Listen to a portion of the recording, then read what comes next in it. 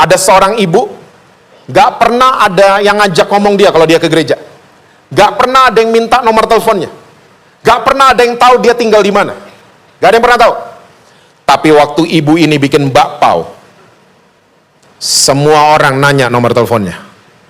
Semua orang nanya alamatnya buat Gojek. Semua orang mau ngomong sama dia, tante, itu yang isinya babi. Saya kalau makan, langit terbuka tante. Semua mau ajak ngomong dia. Karena tanpa disadari, ibu ini ternyata ergonnya di bakpao itu. Tongkat pengaruhnya ternyata di bakpao itu. Nah bayangin kita gereja Tuhan, kita bangun ergon cuman dari penyanyi, pemain musik, sama pengkhotbah. Ini ada ratusan ini. Kalau ergonnya dicek masing-masing, ngeri Jakarta Barat ini, karena saudara.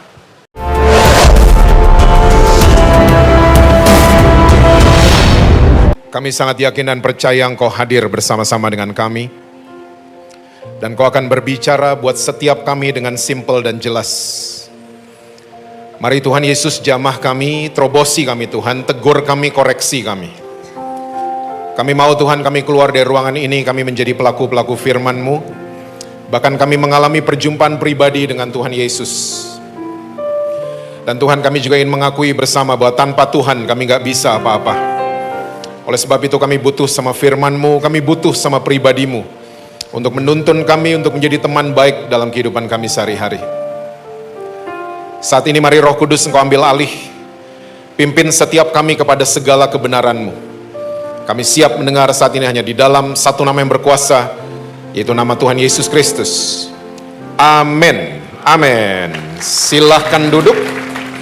Saudara mau berdiri juga boleh. Boleh tepuk tangannya di extend buat worship leaders, singers, dancers, dan para musicians. Shalom saudara-saudara semua, NDC Central Park, dan yang lagi nonton dari manapun saudara berada. Happy Sunday. Semua masih percaya Yesus? Masih baca Alkitab? Jangan sampai enggak itu ya. Oke, berbicara tentang baca Alkitab. Kita kalau nonton film, itu kita harus dapetin benang merahnya. Betul ya saudara ya? Kalau kita nggak dapet benang merahnya, biasanya kita nggak ngerti film itu tuh maunya apa. Karena kita nggak dapet benang merahnya. Misalnya kita lagi di gedung bioskop, tiba-tiba kita mau ke toilet gitu. Tiba-tiba kita ada missing link yang kita nggak nonton, akhirnya kita nggak ngerti film itu dibuat untuk apa. Kita nggak ngerti maksud sutradaranya itu seperti apa. Nah saudara juga mesti tahu ternyata Alkitab yang ada di tangan saudara dan saya itu ada benang merahnya.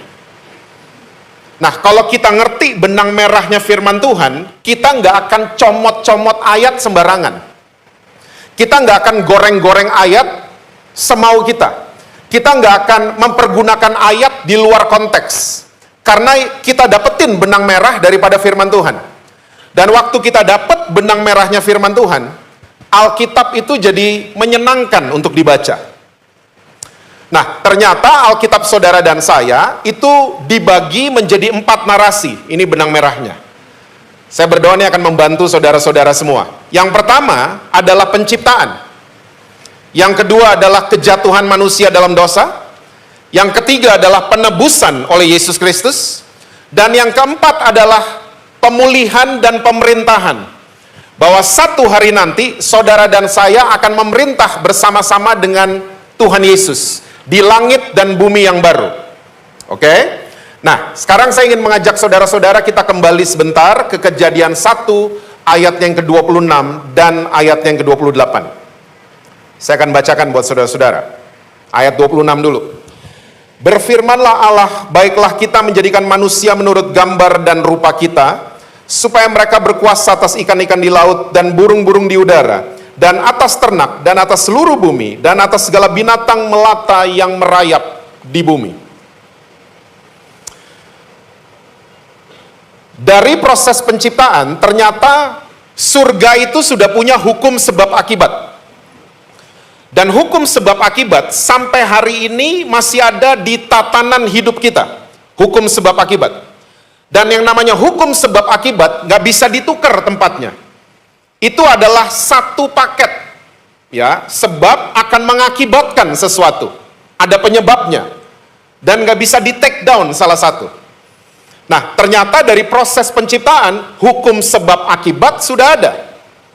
Nah, sebabnya adalah saudara dan saya diciptakan menurut gambar dan rupanya pencipta kita, yang akan mengakibatkan kita punya kuasa. Dan kata kuasa di ayat ini bukan kuasa seperti superhero ya saudara. Kita jadi Superman atau Batman, bukan begitu.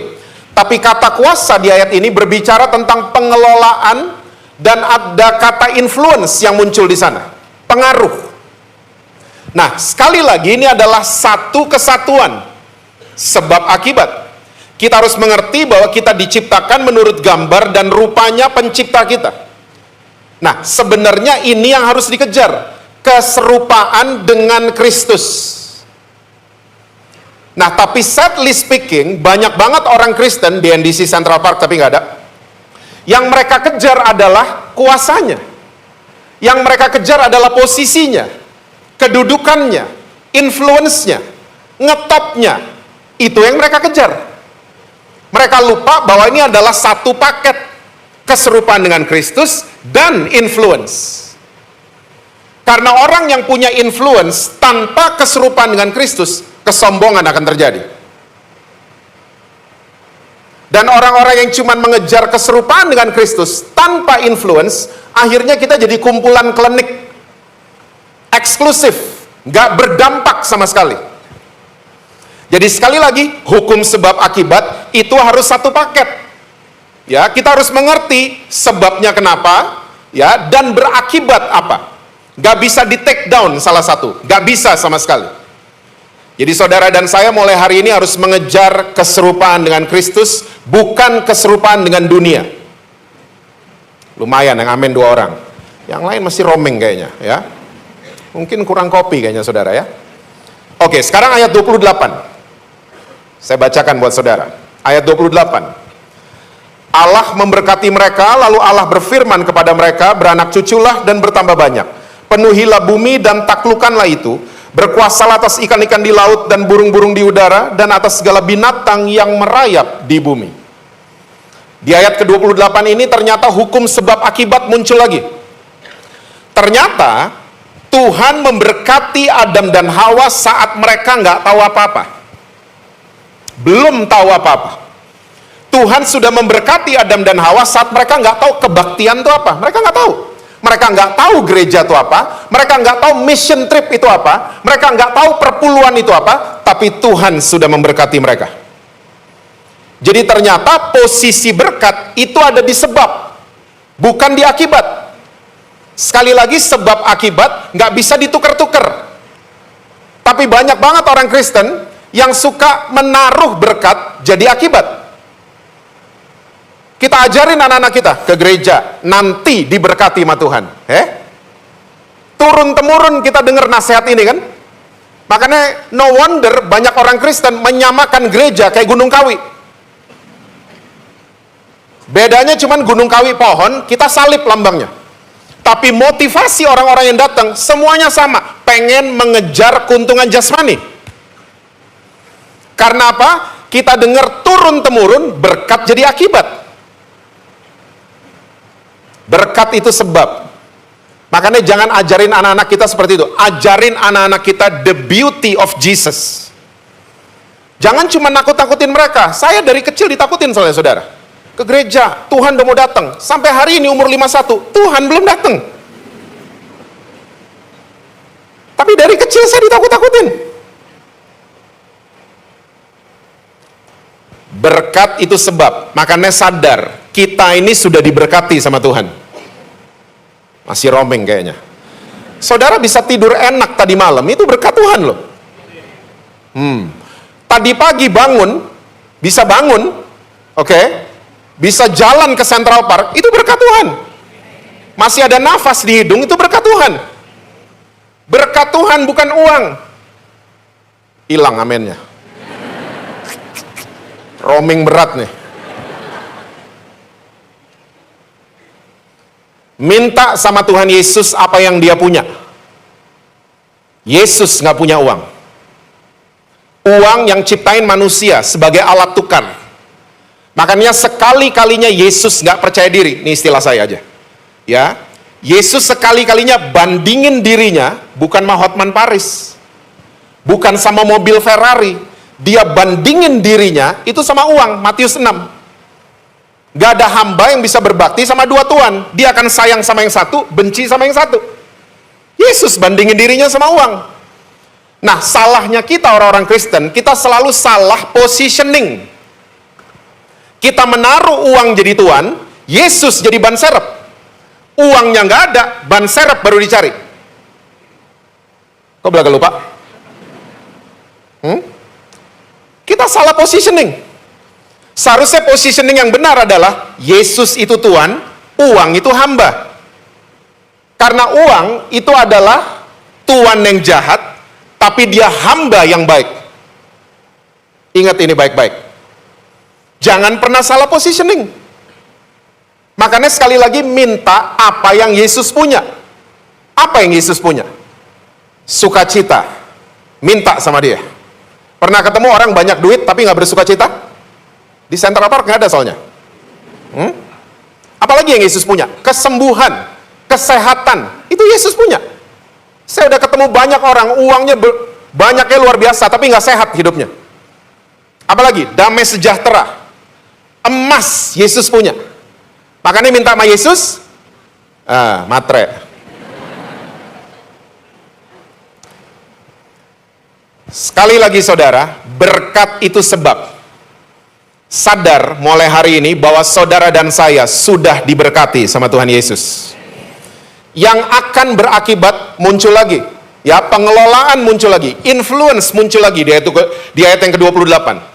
Bahkan dipakai kata-kata yang lebih detail. Kita akan berkuasa, menaklukkan, beranak cucu, bertambah banyak, dan seterusnya.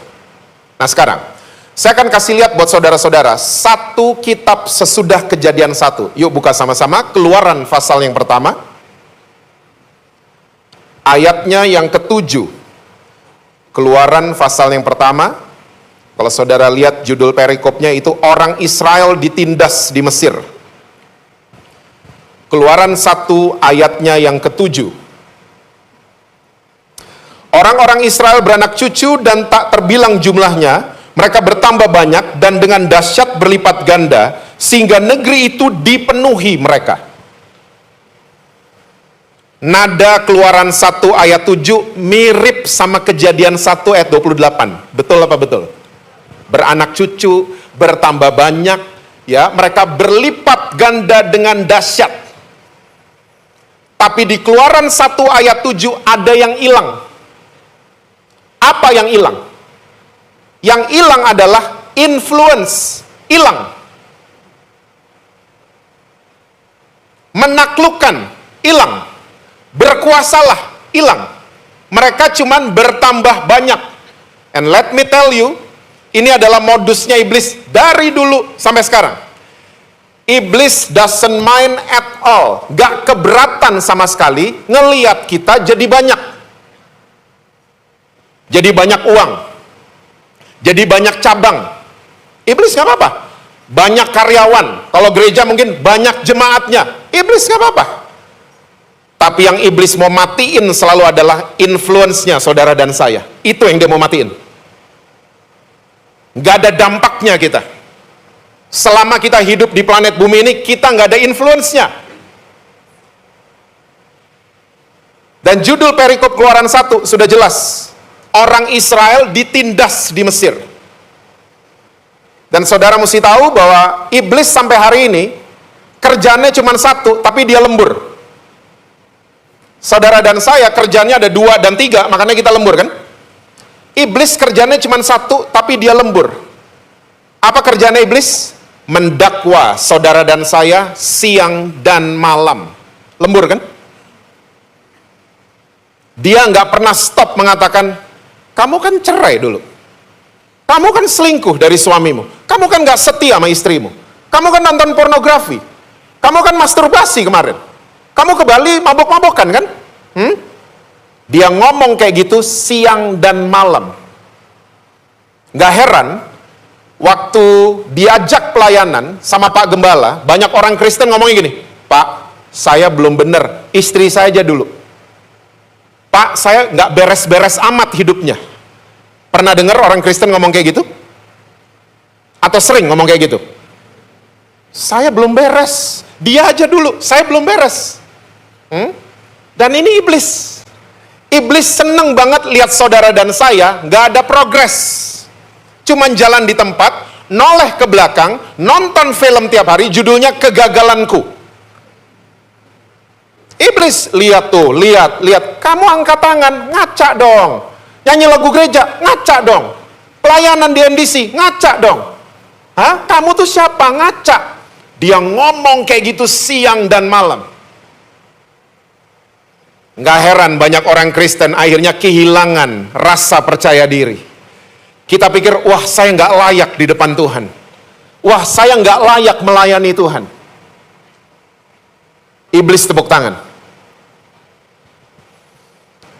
Saudara, dunia barat, caranya dunia barat untuk menaikkan kepercayaan diri seseorang adalah digelembungkan. Makanya di dunia barat, itu banyak banget seminar-seminar motivasi. Pernah lihat? Yang bicara motivator-motivator. 1, 2, 3, yes. Pernah lihat? 1, 2, 3, lompat bareng. Oke? Dan acaranya selalu seru. Ini metode barat. Dan waktu lagi acara seminar, semua peserta seminar, dalam pikiran mereka begini, besok gue gak mau males lagi. Besok gue mau kerja lebih keras. Besok gue mau bangun lebih pagi. Karena lagi digelembungin self-nya. Ya, nah waktu acara selesai, motivatornya udah nggak kelihatan depan mata, sound system udah nggak ada, para peserta kembali ke rumah, ternyata self mereka yang tadi digelembungkan kempes semua, males lagi, nggak mau kerja keras lagi, dan bulan depan ikut seminar motivasi lagi. Dunia barat. Dunia timur beda. Dunia timur punya metode matikan self. Saya punya WhatsApp grup bela diri sama teman-teman dari Jakarta dan dari luar Jakarta. Mereka pernah kirim video orang Indonesia bertapa di China untuk matikan self. Tahu nggak? Dia bertapa, depannya ular kobra. Jadi kalau ada nyamuk dia gatel, begitu, ular kobranya akan nyerang dia karena dia gerak. Dia harus belajar untuk mematikan self. Berhasil 3 bulan. Ada nyamuk dia diem. Ular kobranya juga diem. Lihat-lihatan. Pegel dia bisa atasi. Wih, waktu mati selfnya, nenek moyang pada datang. Roh ini datang. Roh itu datang. Dan seterusnya. India, jangan tanya. Karena saya setengah India, saya tahu. India tuh klinik-klinik banyak, itu tempatnya justru. Masuk gua, rambut pendek, keluar gua, udah gondrong. Berbulan-bulan mereka bertapa. Untuk apa? Mematikan self. Saya mau tanya, apa yang Alkitab catat? Supaya kita bangkit percaya diri kita. Bukan digelembungkan, bukan dimatikan, tapi didinai. Sangkal dirimu kalau mau ikut Yesus. Disangkal dirinya. Kata menyangkal itu adalah kata yang bagus. Diplesetin aja sama Petrus, makanya kita alergi. Kata nyangkal itu kata yang bagus. Menukar keadaan sekarang dengan keadaan yang lain. Ya, dalam arti positif. Menukar suasana hati, menukar suasana pikiran dengan firman Tuhan. Lumayan yang amin 3 orang. Saya mau yakinkan saudara, kalau tergoda itu normal. Tergoda itu normal. Pernah tergoda? Saudara rohani semua ya? Panas. Tergoda itu normal. Jam 12 malam tergoda sama Indomie 2. Pernah? Pakai telur, cabai rawit. Buka sosial media, tiba-tiba ada foto mantan muncul. Ganteng ya, beda sama monster di rumah. Pernah? Tergoda tuh normal. Tapi waktu kita tergoda, jangan bangun landasan supaya iblis mendarat. Makanya saya baru ngerti kenapa Tuhan ngomong sama Kain.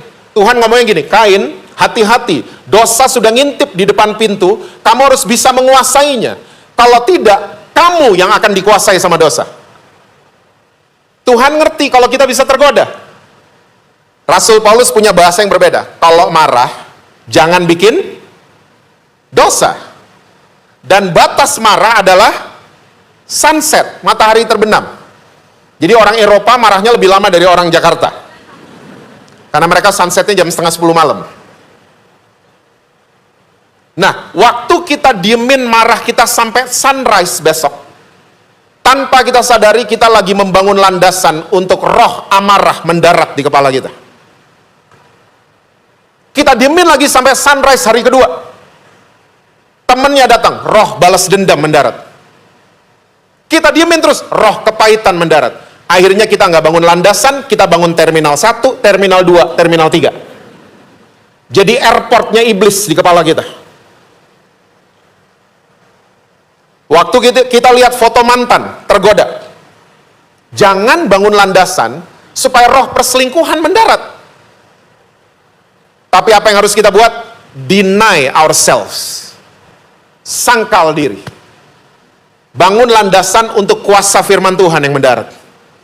Sampai dia memenuhi isi kepala saudara dan saya. Percaya diri kita akan naik.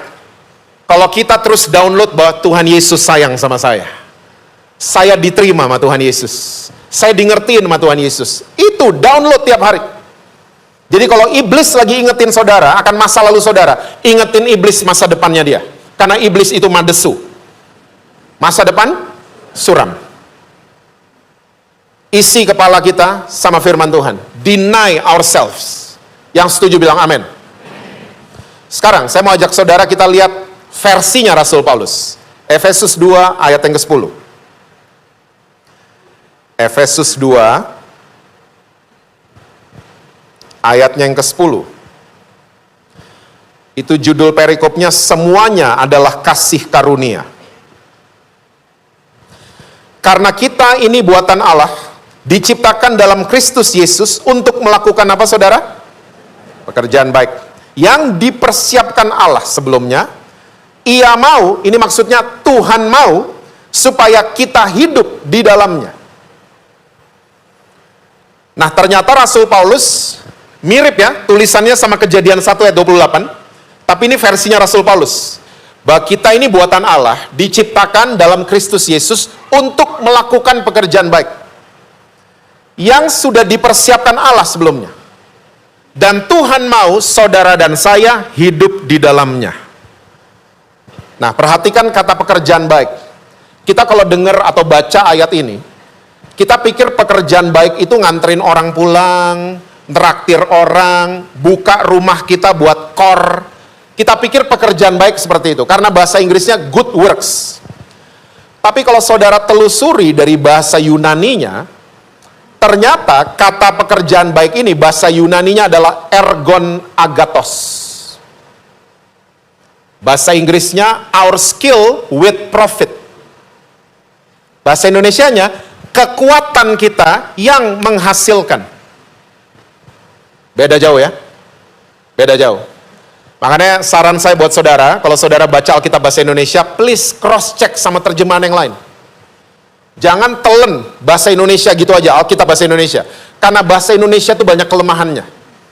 Ya, teman-teman kita, saudara-saudara kita dari Inggris, dari Amerika, kalau belajar bahasa Indonesia, mereka suka geleng-geleng kepala. How come you guys? You guys lagi bikin present dibilangnya past. Orang Indonesia kan? Tadi jam 9 ditanya, jawabnya saudara apa? Mau kemana? Gereja dulu. Seharusnya gereja sekarang. Baru nggak kayaknya saudara ya? Mandi dulu. Ini teman-teman dari Amerika, Inggris, how come? You guys lagi present tense, dibilangnya past tense. Ngantor dulu. Gym dulu. Semua yang sekarang kita bilangnya dulu. Baru nggak kayaknya ya, saya udah pusing dari 15 tahun lalu. Bahasa Indonesia banyak kelemahannya, makanya kalau baca Alkitab bahasa Indonesia, please, cross check sama terjemahan lain. Ya, saran saya adalah KJV, King James Version. Karena KJV 80% akurat dari bahasa aslinya. Oke? Nah, ternyata ayat ini punya pengertian bahwa saudara dan saya diciptakan oleh Tuhan Yesus dengan ergon agatos, kekuatan yang menghasilkan, yang sudah dipersiapkan Allah sebelumnya, dan Tuhan mau kita hidup di dalamnya. Saya kasih contoh. Ada seorang ibu, gak pernah ada yang ngajak ngomong dia kalau dia ke gereja. Gak pernah ada yang minta nomor teleponnya. Gak pernah ada yang tahu dia tinggal di mana. Gak ada yang pernah tahu. Tapi waktu ibu ini bikin bakpao, semua orang nanya nomor teleponnya. Semua orang nanya alamatnya buat Gojek. Semua orang mau ngomong sama dia, tante, itu yang isinya babi. Saya kalau makan, langit terbuka tante. Semua mau ajak ngomong dia. Karena tanpa disadari, ibu ini ternyata ergonnya di bakpao itu. Tongkat pengaruhnya ternyata di bakpao itu. Nah, bayangin kita gereja Tuhan, kita bangun ergon cuman dari penyanyi, pemain musik, sama pengkhotbah. Ini ada ratusan ini. Kalau ergonnya dicek masing-masing, ngeri Jakarta Barat ini, karena saudara. Sudah dipersiapkan Allah sebelumnya, dan Tuhan mau kita hidup di dalamnya. Siapa yang membuat kita nggak hidup di dalamnya? Iblis. Kamu nggak pantas, iblis. Kita nggak percaya diri jadinya. Mosok sih saya? Saudara kalau pernah lihat sosial media saya, itu bukan saya yang operate, tapi produser saya, umurnya 23 tahun. Dia dulu waktu masih tinggal di Jember, ya, dia suka dijadwalin khotbah di kebaktian anak muda. Dia kalau dijadwalin khotbah, saudara, stresnya 4 minggu.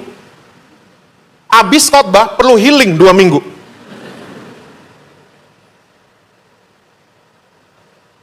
Ternyata ergonnya dia bukan di khotbah, bukan ngedit video. Itu ergonnya dia.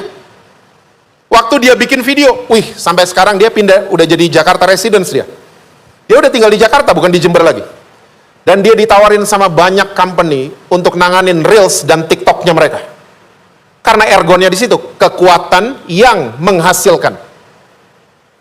Sudah dipersiapkan Allah sebelumnya, Tuhan mau kita hidup di dalamnya. Ada seorang penyanyi, dia mungkin jadi penyanyi gereja nggak cocok, tapi waktu dia nyanyi di kafe, semua orang datang, nomor telepon manajer lo berapa? Ternyata ergonnya di situ. Ada yang atlet sepak bola, tapi sayangnya kita nih orang Kristen seringkali tidak support ergon sesama kita. Ada atlet yang mesti tanding di hari Minggu, lo mentingin tanding apa Tuhan? Atletnya tertuduh langsung. Padahal itu ergonnya dia. Tuhan sudah persiapkan sebelumnya, dan Tuhan mau kita hidup di dalamnya. Nah, kalau saudara dan saya, kita sudah mengerti ergon kita. Kita nggak bisa sendirian. Ingat tadi dari awal sudah dibahas, pengaruh tanpa keserupaan dengan Kristus, kita bisa jadi sombong. Makanya ergon kita mesti dilindungi sama teman-teman baik. Thank God, gereja saudara punya core. Ergon saudara mesti dilindungi sama teman-teman dari core. Saya ngomong kayak gini, tidak ada pesan sponsor.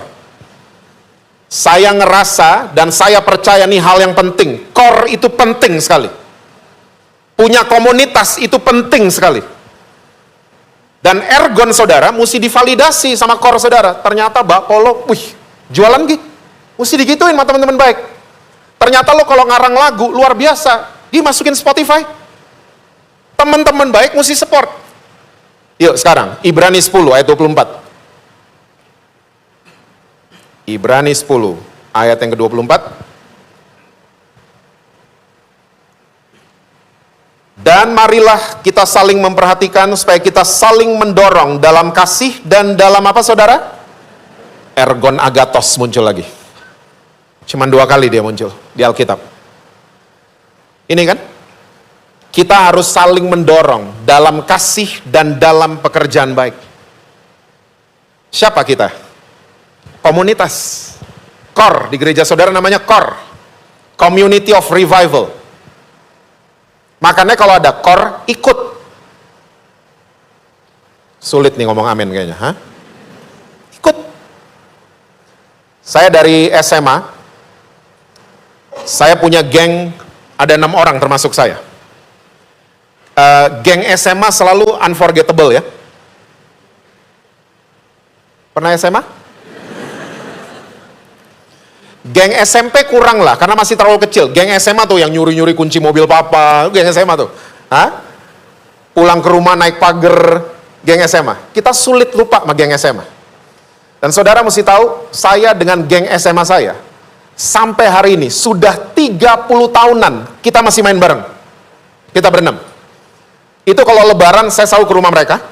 Natalan, mereka selalu datang. Itulah momen-momen mereka menikmati babi kecap.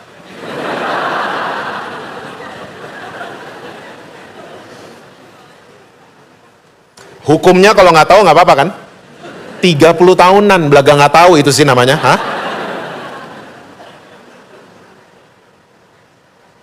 Berantem kita? Berantem. Beda pilpres? Beda. Beda pendapat? Beda. Tapi kita bisa selesaikan dengan baik. Dan sampai hari ini kalau WhatsApp grup bunyi, tanggal sekian ngumpul yuk. Wih, semuanya looking forward. Pengen ngumpul. Semuanya looking forward. Saya suka wondering, kok ginian nggak ada ya di gereja? Nggak ada di gereja. Gereja tanggal sekian kor ya, semuanya terpaksa datangnya. Ini udah dimasakin sama tuan rumah, datang deh. Kita terpaksa atau dipaksa datangnya. Nggak looking forward, karena nggak ketemu geng.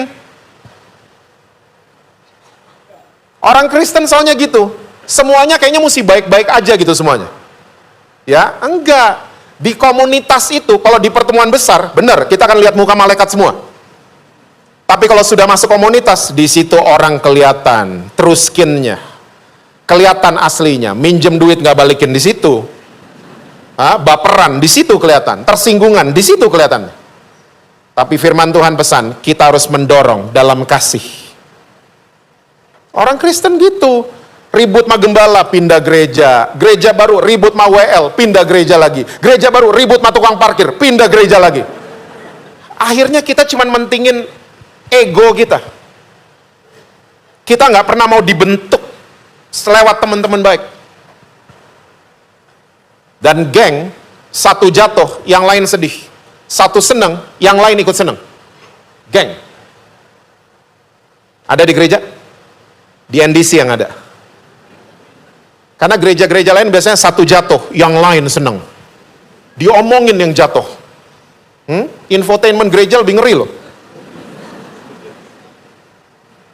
Satu senang, yang lain iri hati. Gereja, NDC doang nggak ada.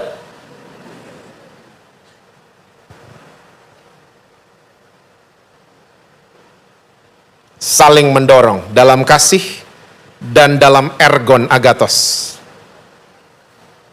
Mungkin saudara datang ke tempat ini, saudara lagi nggak enak, lagi ngalamin hal yang buruk dan lain sebagainya. Tenang, itu namanya saudara lagi dipindahin dari zona nyaman ke zona kekuatan. Karena semua tokoh di Alkitab lagi dipindahin semua kan, dari nyaman ke kekuatan. Dan di zona kekuatan, mujizat mendaratnya di situ. Itu airportnya. Keajaiban mendaratnya di zona kekuatan, nggak pernah di zona nyaman. Yusuf dipindahin kan, nyaman banget, bapaknya salah didik lagi. Semua kakak-kakaknya bajunya ITC, Yusuf bajunya Central Park. Salah didik bapaknya. Tapi Tuhan atur ini semua untuk mindahin Yusuf dari zona nyaman ke zona kekuatan. Saya harus sudahi karena tinggal 4 menit. Saudara lebih senang cerita olahraga atau cerita musik? Musik. Oke, multimedia? Ini teman-teman SMA saya. Bukan. Ini percaya banget ya kayaknya. Ini adalah sebuah band dari kota Sheffield di Inggris. Mereka dibentuk tahun 78. Namanya Def Leppard. Tahun 80 mereka keluarin album pertama mereka. Tahun 81 mereka keluarin album kedua mereka. Tahun 83 waktu mereka keluarin album ketiga, judulnya Pyromania, mereka meledak. Mereka meledak. Ya, mendunia, lagu mereka jadi hits. Dan waktu pergantian tahun 83 ke tahun 84, pemain drumnya lagi nyetir, tiba-tiba kecelakaan. Kecelakaannya hebat, saudara. Tangan kirinya ketarik sama seatbelt sampai putus. Boleh ditayangin? Ini kecelakaannya. Dan karena kecelakaannya di daerah pegunungan, bukan di tengah kota, saudara bisa lihat tuh fotonya. Jadi tim medis itu lama sampai ke TKP. Nah, waktu sampai di TKP, ternyata tangan yang putus sudah penuh dengan kuman. Jadi dokter memutuskan dia harus diamputasi. Pemain drum, tangannya tinggal satu, biasanya orang-orang mikir gini, selesai karir kamu. Selesai, kamu ganti karir aja. Dan band ini lagi ngetop. Tahun 84, mereka sudah banyak terima jadwal manggung. Saudara tahu apa yang 4 temennya buat? Dia nggak dikeluarin. Tapi ternyata semua jadwal manggung dibatalin sama 4 temennya. Dan 4 temennya ini datengin pabrik drum namanya Ludwig. Didatengin dan mereka bilang, karena mereka udah ngetop, mereka punya bargaining power. Tolong bikinin perangkat drum untuk orang bertangan satu. Ya, singkat cerita, Ludwig bikinin. Kita tahu drum biasanya pedal paling banyak ada 3, double bass sama hi-hat. Waktu Ludwig keluarin perangkat drum, buat Rick Allen ini, nama drummernya, pedalnya ada 5. Snare drum yang tadinya tangan kiri, diganti ke kaki kiri. Dan waktu drum ini jadi, selama 8 minggu, dari jam 8 pagi sampai jam 5 sore, 4 temennya nyemangatin dia, you can do it, yuk, dia latihan tiap hari. Dan tahun 87, waktu mereka keluarin album keempat, mereka waktu comeback, itu luar biasa, harus di stadion manggungnya. Boleh ditangin? Ini dia. Dan dia jadi history maker. Drummer satu-satunya di planet bumi ini, yang bertangan satu. Dan sampai hari ini, mereka masih touring together. Udah tua-tua sekarang. Tapi they still together. Saudara, waktu saya baca cerita ini, saya hampir keluar air mata. Kok bisa band ini nggak bawa nama Yesus, nggak bawa Alkitab kemana-mana, tapi mereka lebih Kristen dari orang Kristen. Mereka lindungi ergon temennya ini luar biasa. Dilindungi ergonnya, kekuatannya dilindungi, disupport. Bahkan waktu temennya jadi orang cacat istilahnya, nggak dibuang sama sekali. Saya kadang-kadang suka berdoa supaya satu hari ini gaya hidup seperti ini ada di gereja Tuhan. Kita kadang-kadang ada orang cacat, pulanglah dan jangan kembali lagi. Kita gitu sama orang yang jatuh dalam dosa kan? Ini enggak. Dan mereka masih punya influence sampai hari ini. They still touring the world. Saya percaya waktu saudara mulai saling melindungi lewat core saudara, saling support kepada ergon masing-masing, saya percaya influence yang luar biasa akan terjadi dan keluar dari NDC Central Park. Amin, saudara-saudara. Amin.